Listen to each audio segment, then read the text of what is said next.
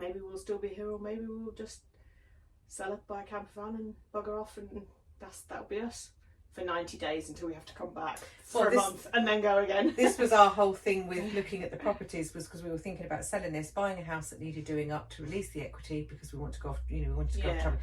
We were going to go off travelling because of what redundancy. It's like, let's sort of for a year. We were going to rent our house out for a year. And then I'd heard horror stories about renting houses out, and obviously because we didn't want to do it for a year, it was like that then becomes complicated. And there's the different rules that have just come in. I know. And I thought, I don't need that kind of stress if anything goes wrong.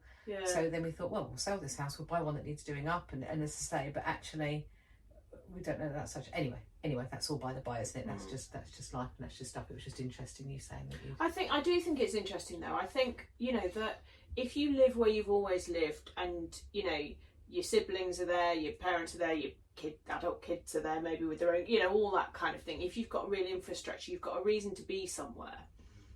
But not most of us at all, but a lot of us now, you go to university and you never come home, or you go move for a job and all of that. So people are more spread out, I think, anyway. And to make somewhere home, you can make your house your home for sure, which our last two houses definitely weren't. But this one we're in now does feel like our home. The others were where we lived. So that's nice to have that. But whether you belong in the area or not, and I would say that, and neither of us feel like we do. It's kind of weird. And yet that's strange, as I say, for all the moves, for all the places that we've gone to, and yet here is the place that I feel that I've done. But maybe I've put more effort in here because I don't know, maybe, I don't know, but I just feel. Do you have do you have friends here? Only sort of a few that I've made since I've been up here. So I do Amdram as well. So I've joined, so so I do that as well. So I've made. I guess that's kind of a community, isn't it? Isn't it? Yeah. I mean, like I say, I know a lot of people, and I like a lot of the people I've met enormously. And I would say they're acquaintance friends.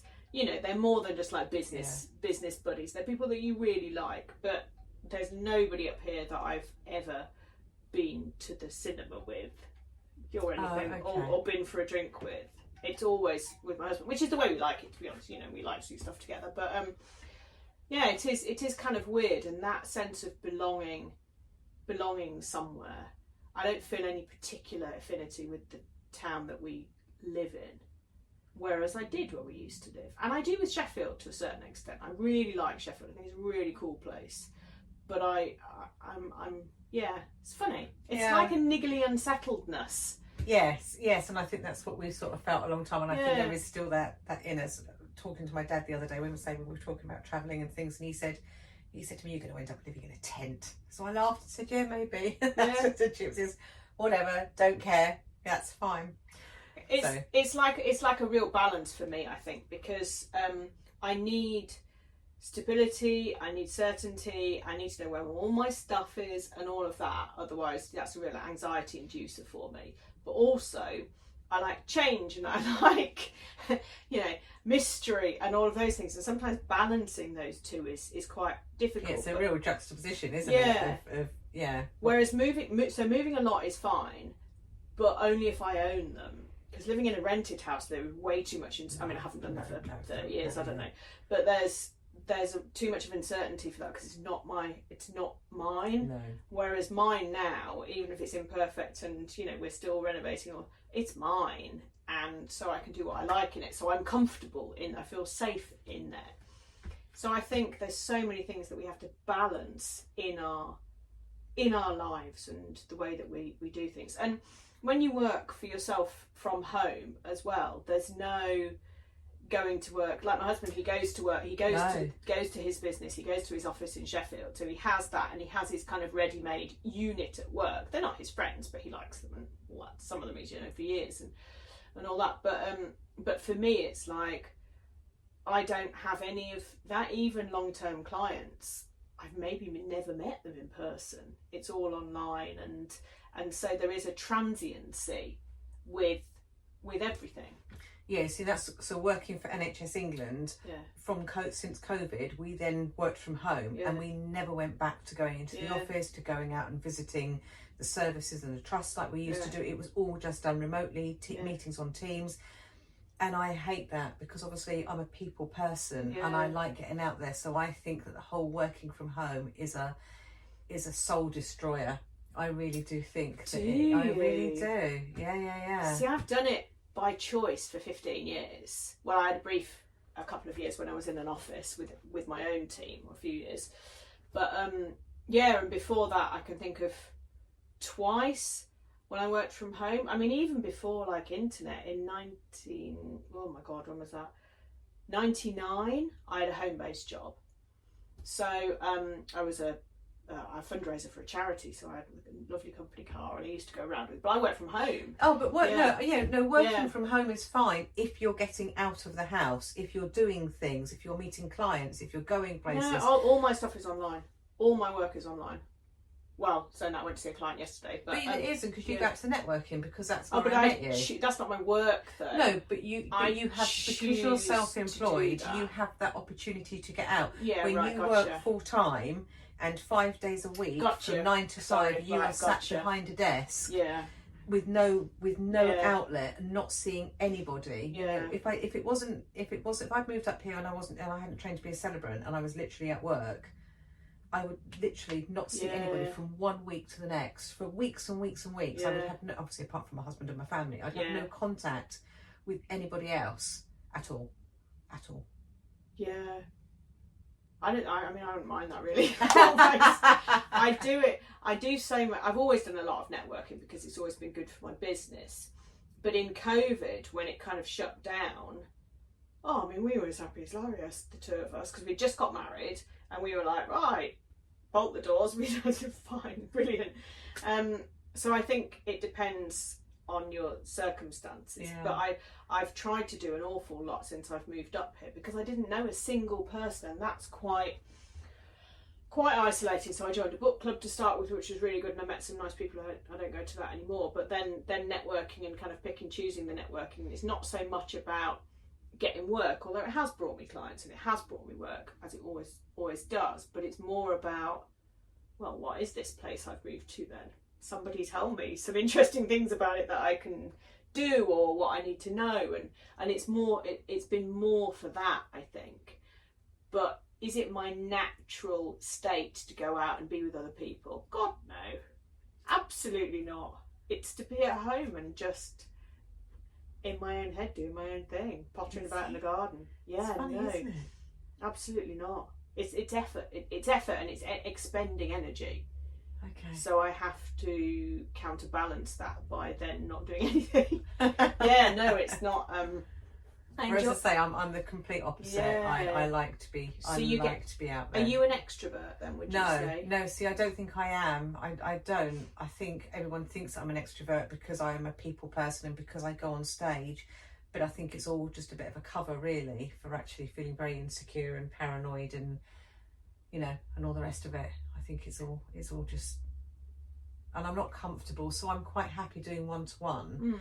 But when I walk into a network and there's a group of people, I'm not very good at going and joining a conversation. I'm not very good at that at all. If someone comes and talks to me, then fine. Yeah. But I'm not good within groups of people in that kind of situation. Yeah. But the one-to-one, quite happy with that. Yeah, that's sort of fine. I think there's a lot of us that feel the same. I don't like that, and you'll find me talking to someone that I know, or going to the toilet, or whatever, busying myself with something. But that's why I like organising things or being involved with the organisation, even if it's just, I'll just help you move these chairs, because then I've got a role. Yes, yeah. And so networking before, where we used to live, I co-ran one for 4.5 years, because then I had my structure, my routine, and I like standing at the front. I like I'm a teacher, kind of tutor by trade from my previous work, and I do a lot of delivery of workshops and stuff. Always have done a lot of speaking on stage and all that. So I like and quite comfortable of doing the speaking and being in the room and all of that. But like you say, going in and going, I don't know anybody. I hate it. Absolutely. I think because when you're speaking, and it's probably the same as when I'm on stage, you're you've got a purpose, there's a reason, there's something to do, you're delivering something, you know what you're doing, you're in control, it's your space, it's your thing.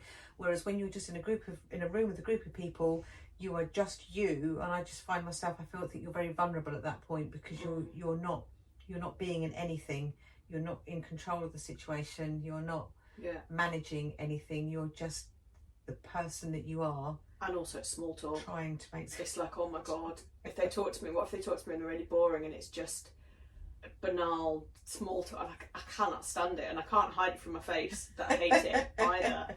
It just is, I can't bear it. It's funny, my dad absolutely hates it too. Well, you know, all our family does. And my dad will just get to the point with certain things where he'll sort of just get up and walk off, and it's like, oh, Dad's had enough now of this chit chat.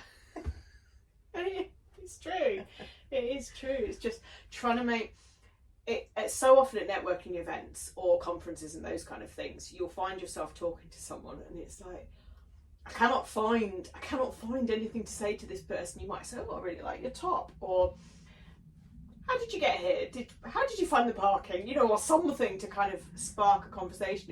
And if you just can't find that click, or immediately go into a deeper conversation, which is great when that happens, it's just like, I need to just... No, it's just like tumbleweed then, isn't it? Yeah. That's when it's, excuse me, I just need the toilet. Yeah. You know, it's just... If you do have that, as you say, that sort of difficult conversation, you're just saying some kind of platitude or something, and you don't get much back in return from it. It's just so awkward, isn't it?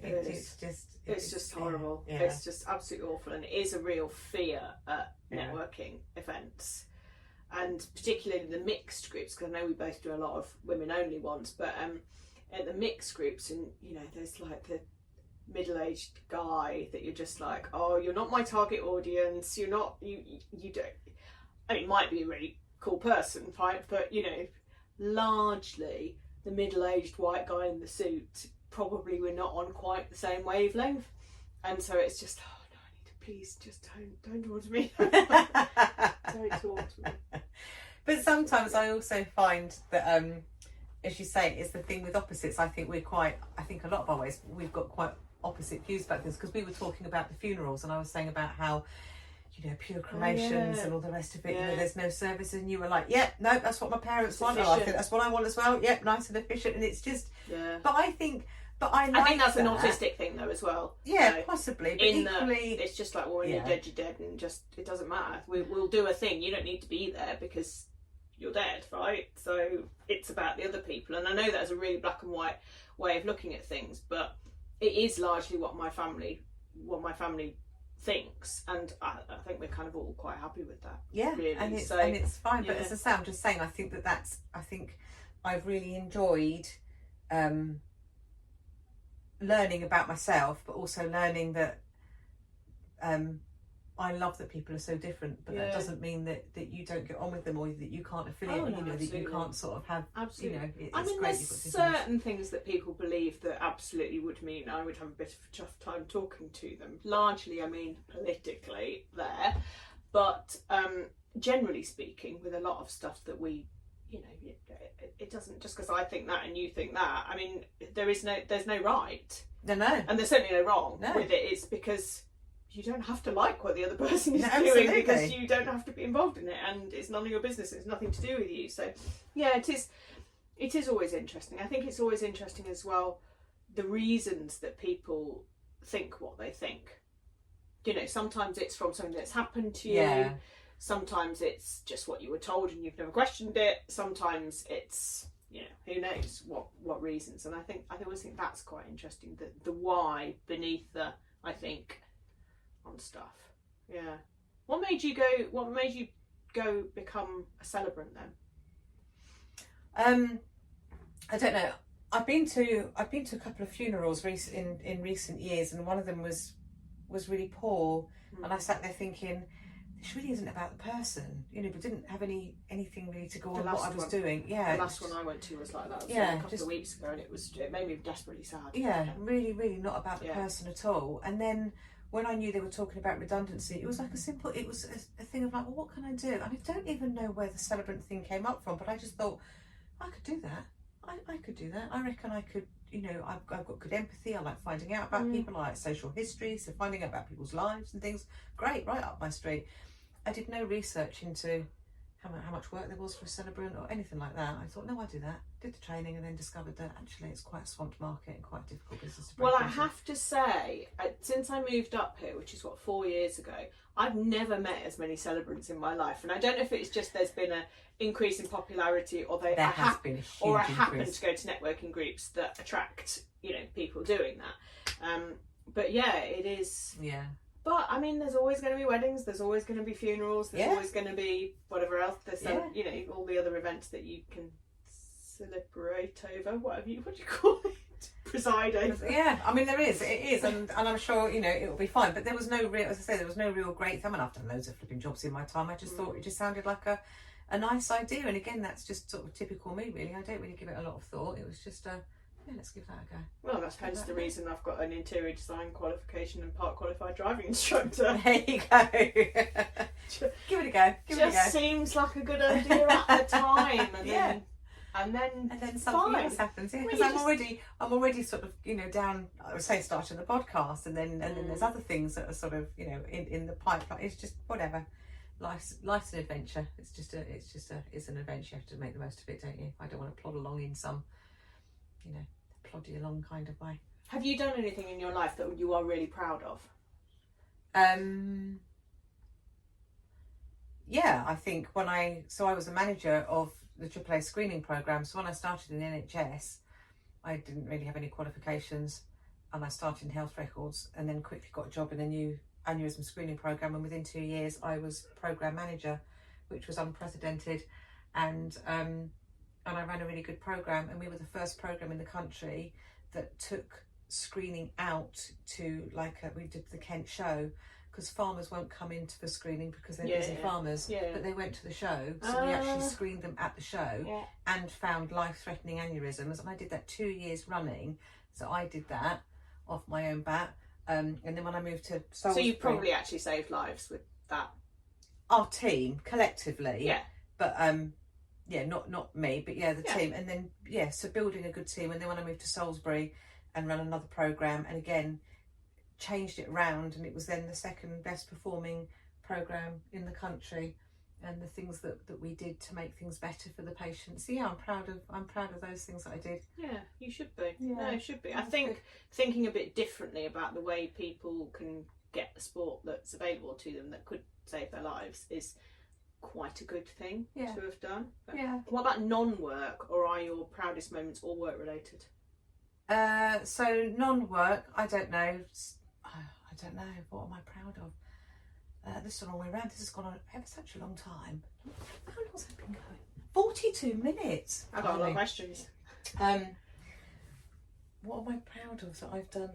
Probably not very much.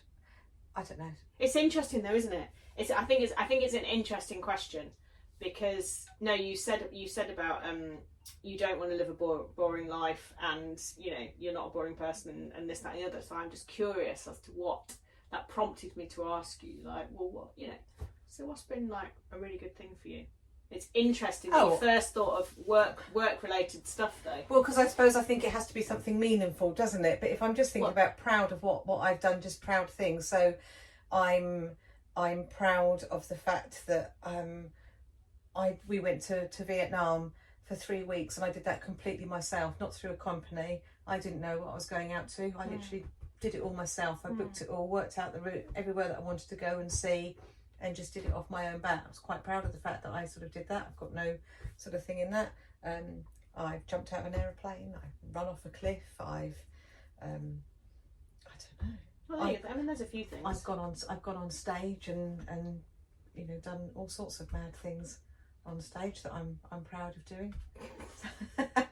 Maybe not so proud of some of them that I've done, but yeah. Well, I mean, what are you not proud of? I think we can all come up with a really long list. But it's an interesting question, isn't it? Because I don't think people reflect. Everybody is very future focused, and I talk about this a lot on my podcast about why we're always chasing more and we're always striving for more, and particularly why the business world says, you know, grow, scale, all these things. And it's like, what if actually I've done some quite cool stuff, I'm in a place that's all right. I'm going to stay here for a bit. It's like, it doesn't sound very aspirational, but surely being happy and content is the biggest and best aspiration that any of us can have with our lives. Absolutely. And I just, I don't, saying what are you really proud of? Oh, I haven't really achieved anything. And it's like, yeah, but you have. And maybe you don't want to like do anything massive next. Maybe you just want to like get a camper van and potter around for a while, and that would just be glorious. Yeah, and it's interesting. It's interesting though, isn't it, about how life and business, particularly work, are very, very goal future focused. Not where are we now? Oh, pretty cool. Good. Well, let's just stay here then. We're all right for a bit. Yeah. Not complacent, just contented, just happy. Yes. Yeah. And I think, yes, I mean, simple things. If in a, I'm just going to open this for a minute because I'm just a little bit warm, if that's all right, just at the minute. I think simple things, if, in a kind of way, but I'm proud and happy with, I've been with Ray for nearly 34 years. I've got 2 grown-up sons who I'm really proud of, and I know that, but it's like, but that's my happy. Yeah. That I have raised lovely children, that I have got happy marriage. Ray and I, we've got a great relationship, and that's probably in all fairness. But maybe I don't really sort of, I don't know. I think that's massive though. I think that's massive, and that's lovely. And obviously your work stuff is incredible and hugely important to a huge amount of people and all of that. But they've got equal, or I don't know, someone is slightly harder than the other or whatever, but surely the actually my infrastructure at home is really nice. Yeah. And I find it really nurturing. And I just think that's great. Yeah. I think we should celebrate the small things like that much more. Yeah, and I am happy with the little things. I am quite content now. Just I've learnt to be content more with just who I am and what's around me, rather than, so what are you proud of? Right back at you. Yeah, I mean, it is. I do find it a difficult question, because immediately I can think of things that it's like, oh well, that could have been great if. That could have been great if. But I don't know. I mean, I think one of the things, surviving, I think is something that I'm quite proud of. Without going into too much detail about my entire life, but just kind of surviving thus far is pretty good. I'm pretty proud of that, and I think being an inspiration to people now, and that's quite uncomfortable for me to say, but particularly since I got diagnosed 3 years ago, and having talked about it a lot, having people say to me, just diagnosed with autism, ADHD, autistic ADHD, and talking about it a lot, and having people say to me, look at you up on stage or talking at this event or whatever, and having a successful business and functioning as a human, and actually I didn't know that my child, who's just had a future like that, who's just been diagnosed, but actually you've really inspired me to know that they'll be okay. And I know it depends, it's literally a spectrum and it depends and all this, but for those of us on my end of the spectrum, quite a lot is possible. And I suppose I'm quite proud of my tenacity and determination to just fucking make something of life, despite everything, is something. But also still having a roof over my head, because for 3 years I'd got divorced, I was still running my business, it was a horrible time, and then to still have the house, and now I've met my now husband, and life's glorious. So to have got through those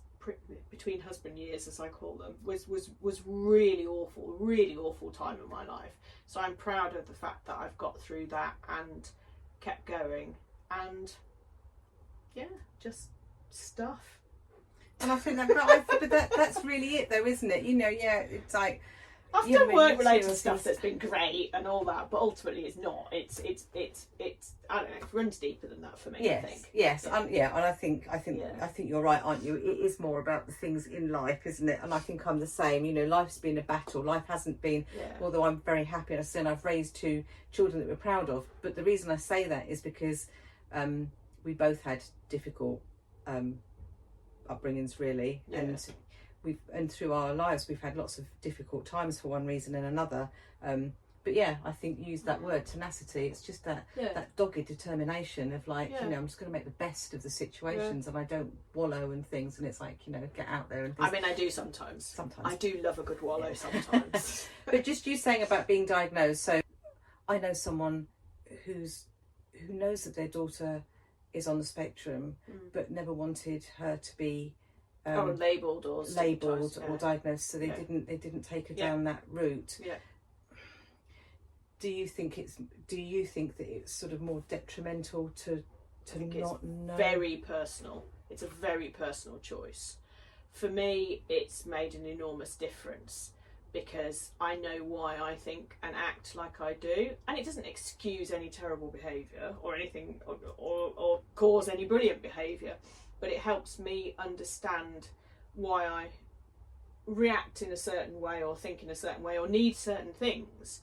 And so it allows me to have a massive new level of self-kindness, and it's helped in my relationship because we've been through it too. And my husband's daughter, one of his daughters has been diagnosed, and you know, blimey, half my family now is being diagnosed. But it's interesting. It's a generational thing as well because my mum has said, "Oh well, you've got a label. We just got on with it," and I'm like, well, and she'd say, well, if it was around in my day, I suppose I would have had it too. And it's like, no, Mum, you are all these things. It's not a thing we have, it's a thing that we are. And yes, because it's hereditary. So take a look at you and Dad and Dad's mum and all this. And I think we don't have any questions anymore. So, but for me, it made an enormous difference. I was talking to someone yesterday, actually a client yesterday, and she said that someone had said to her that she was probably ADHD, possibly also autistic, and I just looked at her and I'm like, well, yeah, obvs. And she said, but she doesn't know if she's interested in getting a diagnosis because she doesn't know what difference it makes, and that's fine. Yeah, okay. I think it's really, really personal, but for younger people, I think there is so much more support that they can access. They can access stuff at schools, they can get additional support at university, and I think that if that had been available to me, well, and probably all my friends, certainly the transition from school to life after would not have been as catastrophically horrendous as it was for me if I'd have known. Right. If I'd have known what was going on, well, not in here, but in here. So if you're younger, I think it's probably a good thing. If you're older, I don't know, I guess it's up to you. But it's really so personal that it's a case by case, isn't it? Case by case. But I'm really glad. I'm glad that I know. I'm not glad that I am these things because it's just I am or I not am. You know, it's just a thing. But I'm glad that I know, and I'm glad that me talking about it helps other people. Yes. And I think that's a really important thing, isn't it? And again, I think that's the thing, you know, all of this is just about other people then seeing that, oh, actually, yeah, I'm like that, and it's okay. And that's it, isn't it? It's just, what's the phrase? This is going to be my final point before we end it. Yeah. That sharing is caring. All right. We'll end on we'll have live, sharing. life, love kind of banner. Yeah, sharing is caring. I need to find my thing now to turn the camera off and I can't find it. Well, it's been an absolute joy. It's fun. No, I forgot to say thanks to Libby for this big long chat, and I think it's been so good that I might have to break this down because it's too long for one, but I don't want to lose anything of what we talked about because I think it's but I might split it into two and just do part one, part two coming next week. There's so much that we talked More about. thoughts. So thank you. It's been an absolute pleasure. Thank you very much.